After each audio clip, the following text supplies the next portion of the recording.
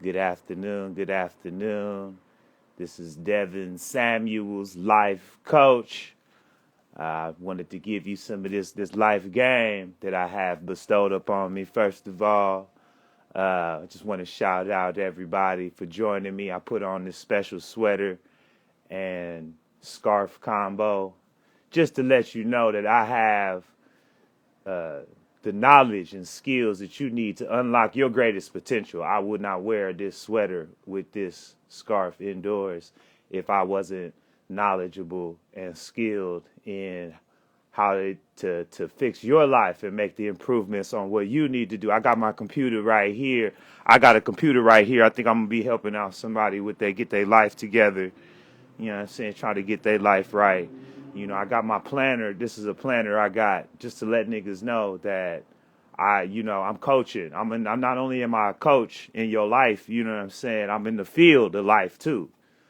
That's why I got this planner, and I ain't got no bookmarks on the planner. It's got it's got double strings, so I keep very triple strings even. Just keep all kind of dates because that's what you need on the path to success is you gonna need a planner because if you ain't got no planner it's because you ain't got no plan and he who hath not no plans uh, gets planned upon, and so you don't want the plans to be plans upon you. You want to design your own plans. And I'm gonna look over to my computer real quick, and I just want to tap in with my brother. I think somebody, and I'm here for you. I'm here for you. Uh, yeah. Okay. Blessings. I'm on my computer. I got somebody ready to join me. Okay.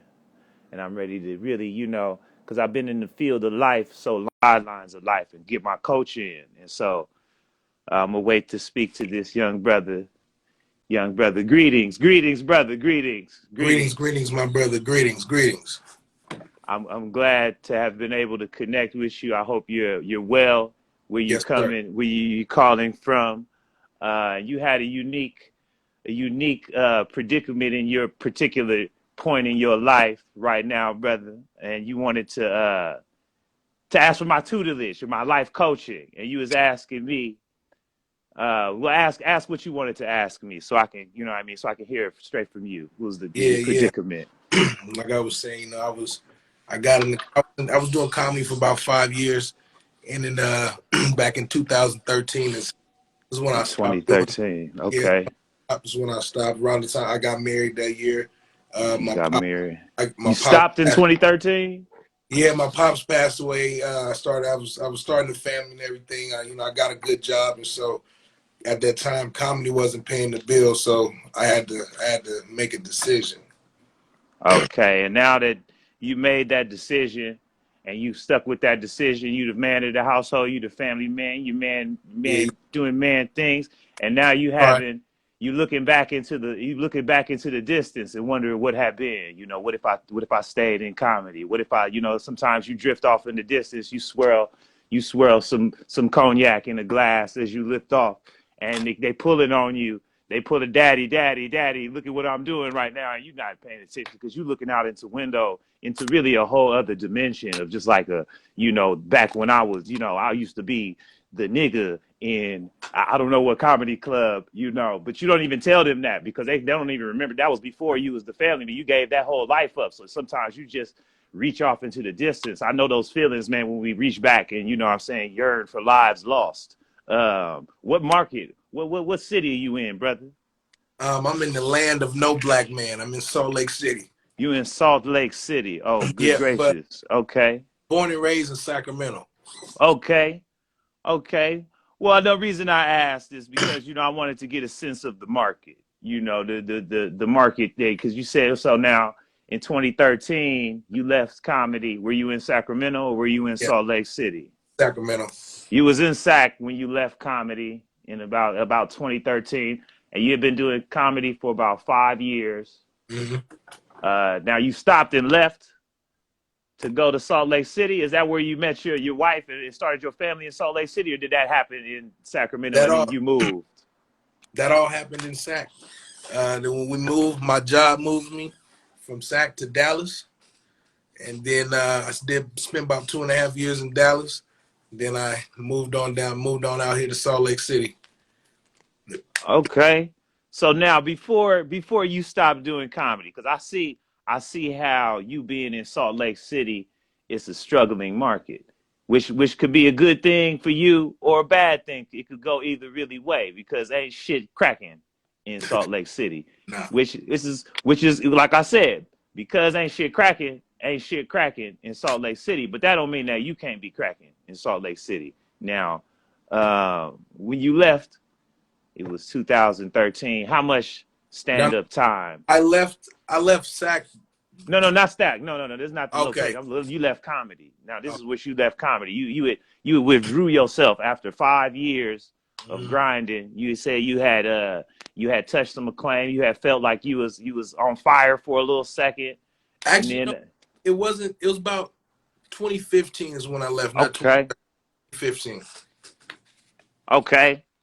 Okay, well, I was trying to gauge your response of why you left. You said, or why what was stopping you from getting back in, and you just said that you might not feel as hot as you was. So I'm trying to get a gauge of, the momentum that you had left behind to see what you could do to rebuild that and even exceed that, brother. Especially since you in a market where, shit, man, your market, man, you should be the man out there, my nigga.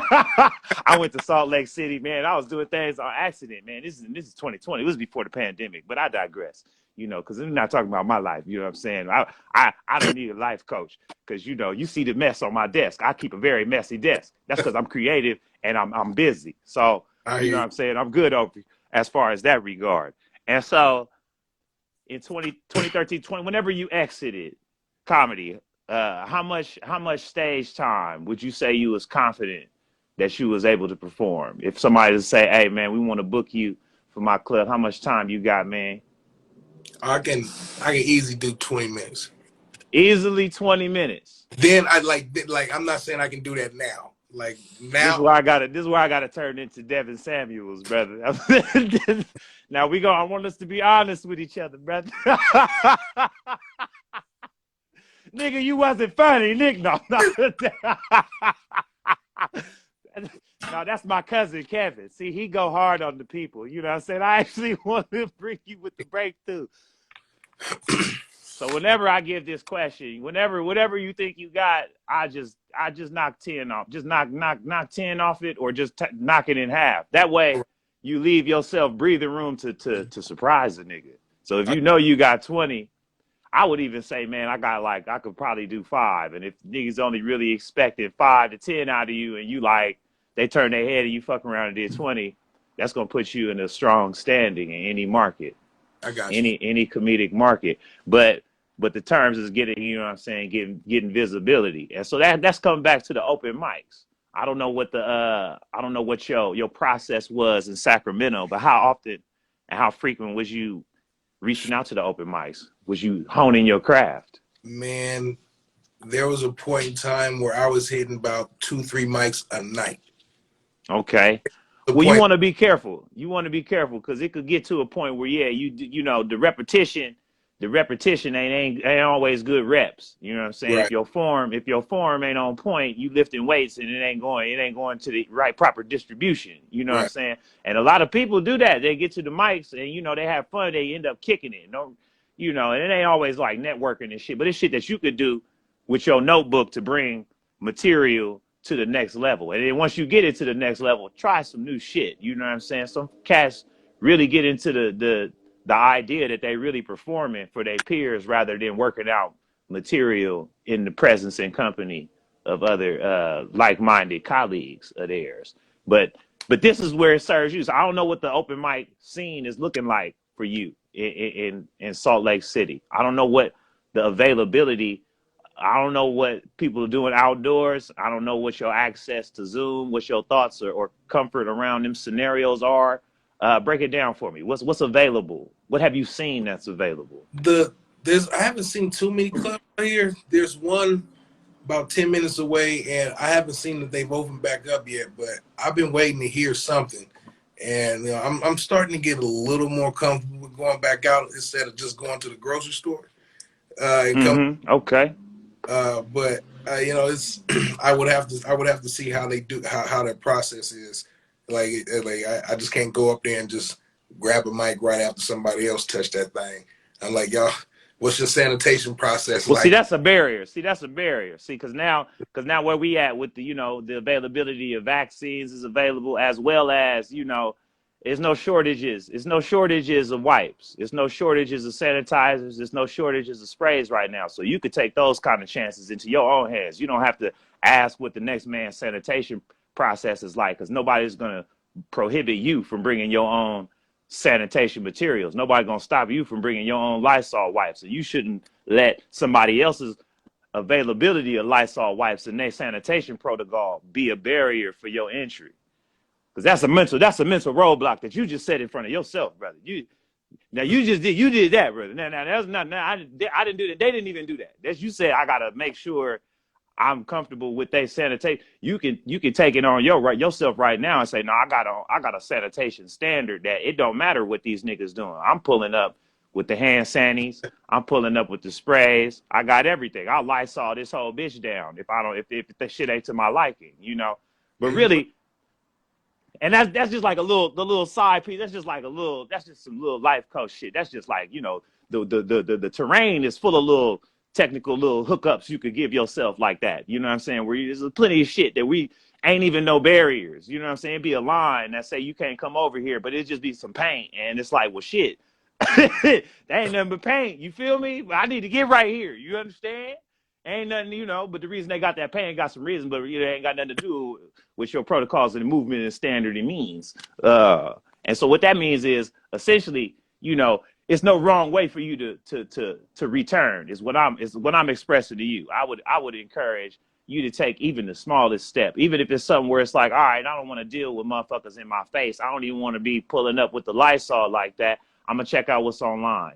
See, it's not about the space for you right now. It's about getting behind the wheel again. mm-hmm. It's about driving your machine again. It's about, I would even recommend you not even having material. I'll recommend two things. I'll recommend not going so hard coming on, maybe once or twice a week. That way, when you do show up to these places, you'll be focused on what you want to do. If you're only doing one or two mics a week, by the time you get to the mic, you'll have known what you want to say. And if you fuck something up, you're like, all right, ain't no, I'm just gonna bounce right back tonight and try it again. It's like, shit, I gotta wait till next week. So put yourself on a healthy limit. So don't go so hard, but you know what I'm saying. Make sure you get active, get out, and have one thing that you know is funny that you start with. You know what I'm saying. One thing that you know that's just gonna just make anybody laugh immediately within the first 30 seconds. Start with that one, and then fuck around. And then if you have a closer or something that you can end on with time is time to wrap up. Just work on what's already you have to get people attention off bat, and then you can play around because that attention that you get off that immediate laugh, the sooner you get some laughs, the more time you buy to fuck around. You get a laugh immediately, people trust you. They say, "Oh damn, okay, this nigga's funny, or this person is humorous. I'm gonna suspend some disbelief and let you talk some more." Now, if you get right out there straight talking, you know what I'm saying, or trying to feel your shit around, you're gonna have a harder time. Attention is not gonna be in your favor. But if you just, if you just getting back on the bike, you already got some tricks that you got in your sleeve. You could dust the old trick off just to say, "Oh, I'm here. You know what I mean? I am in the space." And then bam, now this is just some random shit that's been on my mind. And keep a recorder too. Audio record yourself and Yeah, listen back to yourself so that when you listen back to yourself, you can hear the shit that you can hear that you are an audience for yourself. You'll be your own right. audience member when you listen back to your shit. And then that way, you're not dependent on your mind, your logical mind to do the writing. You creating from a organic place. You coming with the right brain. You create it. You're not writing it down. You just coming free flowing off the top. But when you record it, that is writing. It's written. So when you go back and listen, you like, damn, I see all that shit. They didn't like that shit. I see what I was trying to say there. You know what I'm saying? That first one, the shit I say off top, that always works. But how that fade into that, or you know what I mean? And then you'll start building. You'll start building right off top. But so what you doing right now? What's your occupation right now? I work customer services, call center, working from home. Customer service, call center, working from home. Yeah. Uh, yeah, man. I'm. Is there any shit I would whenever you on call, and this is what I used to do when I have a whole before I was life coaching, I was working hella jobs. You know what I'm saying? I had a whole guide. I would put my people up on game, a whole guide to doing the most. So just how to just level up on just crappy ass job and just get a little bit better crappy ass job. And then you play the two jobs off each other because, they both crappy jobs. But the fact that it's two jobs, they going to respect you a little more than if they think you the only job they need. You know what I'm saying? I hear you. And so before that, I would just say, man, just be mindful when you at work that when I was at work, that was the most creative I had ever, because you can't be creative. You know what I'm saying? You're not where you want to be. But if you was, that's when all the thoughts come like, damn, if I was over here, I'd be saying, oh man, this thought, or just shit happens, or like, especially in customer service, so much shit happens that you can't respond in your natural true self. That if you was to just document, man, if I was to just capture this moment and then give how I acted, versus how I wanted to act, you got a wealth of material right there, brother. What I would do is I hear what you're saying is like, so I would be in situations like being at work or in a place where you just can't like just where you just can't come off the top of the head and just do something real quick. So I have like my notepad in my phone. So I come up with an idea for a joke. I jot it down in my notepad. So I put something in there, the premise of the joke, so therefore I don't forget the joke and the whole thing of it. So when I'm ready to go back to it and add to it, I got it. Yeah, nah, hell yeah, and the less you write, the more you can feel and reenact. Mm-hmm. You know what I'm saying? So like you say, the bullet point or what's the funny part of what happened versus trying to script it all out, because then you're gonna be sitting up there in your mind, you're gonna be standing up there reading from a teleprompter in your mind, like, what did I say? What was the Exactly. line? Oh shit, give me this. Yeah, and people, I mean, I've done that a lot. I've caught myself in them moods a lot, and people can tell. People can tell when you coming off rehearsed, and it's the different. But we all know uncles who tell the same story over and over, but they telling it like it's the first time they told it, and it's like, you don't remember, you told me this shit 30 times. You having fun telling it. It's a funny ass story. I heard it before. I'm gonna let him tell it, man. I'm gonna let him go ahead and rock with his story. Versus, it's like, Dad, you already told us this story. Don't tell this story again, Dad. You know. So yeah, just some shit that you really got the tools within your grasp. You know what I'm saying, to begin right now, man. To get back in. You did mention something else about some PC culture. That ain't nothing but some. That ain't. Don't even worry about that. That's another mental barrier. That's a mental barrier. That's a mental barrier that people put on themselves, and it's only really one type of person that really is afraid of PC culture, and that's people that's vile. That's the people that's like edge lords that just say whatever to get a laugh. But really, I'm gonna tell you something, man. I'm gonna tell you the key. I'm gonna tell you the key to humor, man. And you can make jokes about any and everything you want to make jokes about without fear of repercussion, is if you take that measure of awareness and accountability when you do it. Don't joke about no people without empathy. You know what I'm saying? Or without running it by somebody within that community to see the best way to, execute that humorous take. And some shit, you let your conscience be your guide. You know what I mean? Certain shit is just like funny is funny. And if you're not the one to deliver this idea, then it's just not gonna get delivered. And so you gotta take the comedic chance and just make that shit happen anyways. Now, if some shit is just frivolously disrespectful, then you probably shouldn't. Then you probably shouldn't be just out there loose like that. But another thing is, like, the PC culture demographic, is a demographic, and it's got a lot of different overlaps. You know what I'm saying? It's not all on the same page. Some people that's, you know, quick to be up in arms are some of exactly the people that you want to offend. You know, and we know, you know what I'm talking about. You No, might I know know what what I'm talking about. I You know know what what I'm saying? It's motherfuckers that think they work at HR in life. You know, and I take delight at their offense. You know what I'm saying? And then other people see that too. It's like they call a beacon the shit they hate is like a beacon for they haters to support action. You know what I'm saying? Like if enemy of my enemy is my friend. If a motherfucker, if Karen complaining about, you know, if Karen complaining about motherfucker Billie Eilish or whatever, I'm like, man, I don't even like this girl, but I might go check her shit out, man. Ooh, she got some slaps. Okay. You know, and so that's like another thing where it's like some of the things that we put in front of ourselves as obstacles ain't even really obstacles. Ain't even really obstacles. It ain't no nigga gonna cancel. Hey, PC culture ain't gonna cancel you from your retail gig. You know what I'm saying? Or customer service or whatever. You know, and that's like that's yeah. Those shouldn't be your concerns, man. Especially getting right back in the game, man. You got everything. You got everything going on for yourself right now. I say that just because you're in a slow market like Salt Lake City. Ain't shit cracking in Salt Lake City but Sundance, you know. And I was out there last year. and It that's was, January. look, yeah, and that was over. And they brought that online. They put that online. So now I don't know what Salt Lake City is doing. And yeah, when I was out there, Jacquees was the shit. Jacquees was out there, and that was the big show.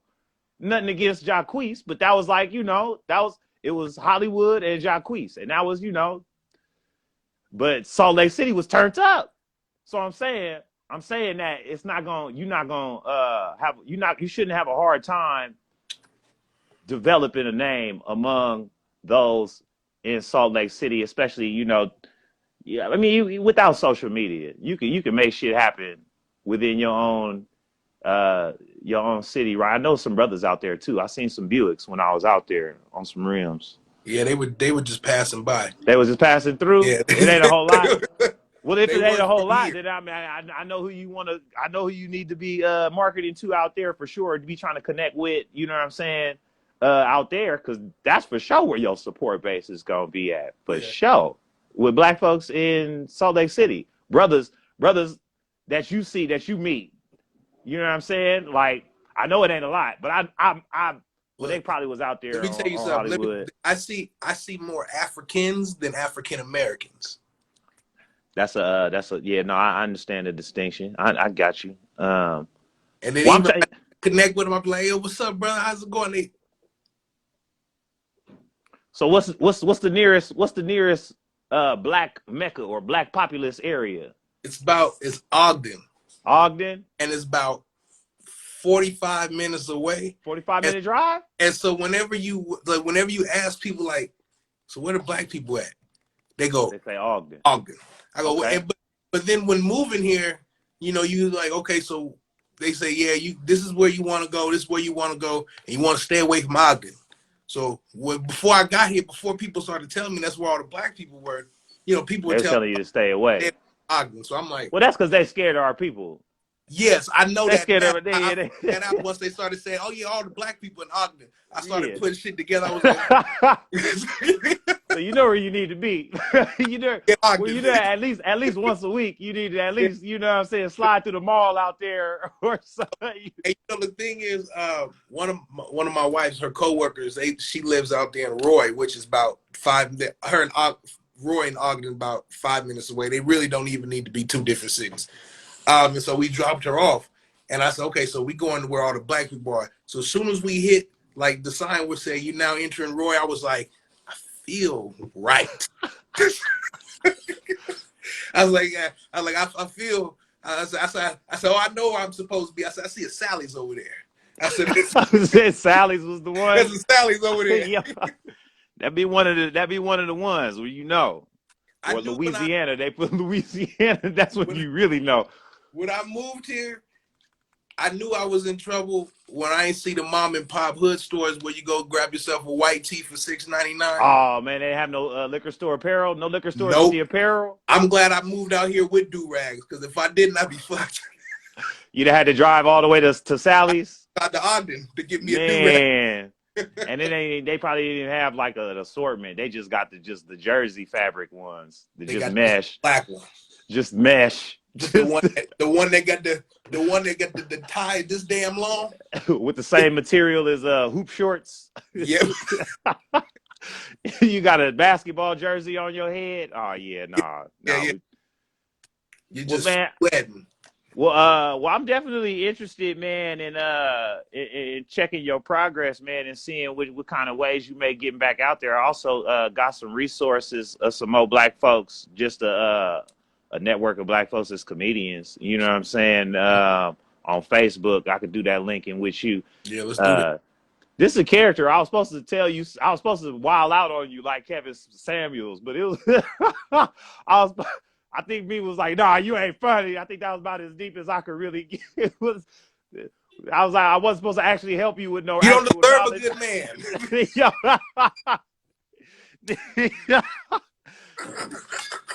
But yeah, nah, it was supposed to be both though. It was supposed to be both. I was supposed to be clowning. I was supposed to be clowning and talking shit, but also like giving you some encouragement and being like, nah, that's my cousin. He be the bullshit. I put this sweater on. This shit hot as fuck. I don't know how these life coaches do it, man.